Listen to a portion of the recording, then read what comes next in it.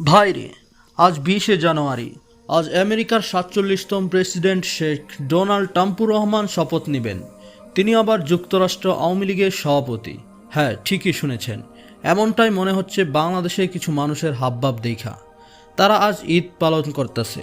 তাদের ধারণা ট্রাম্প হলো তাদের দুলাভাই মোদি দোকানদার নরেন্দ্র মোদির বন্ধু, সুতরাং আপারে আর ঠেকাই কে।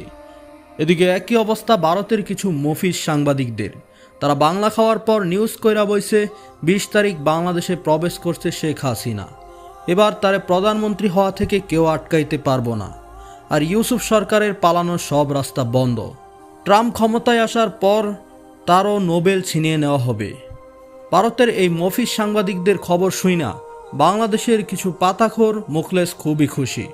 অপরদিকে ডক্টর ইউনূস স্যার মনে মনে বলতাছে, বাংলাদেশে আসো, বাংলাদেশ পুলিশের প্রয়োজন নেই, খাতির যত্নের জন্য বাংলাদেশের জনগণই যথেষ্ট।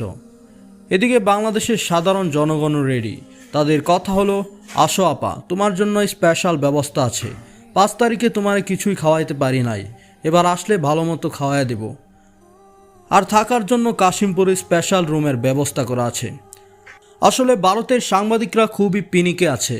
একদিকে সীমান্তে একের পর এক বাংলাদেশিদের কাছ থেকে দাওয়া খাইতেছে ভারত, অপরদিকে বাংলাদেশের ভিতরে তাদের বৌদির দল আওয়ামী লীগও কোণঠাসা হয়ে রয়েছে।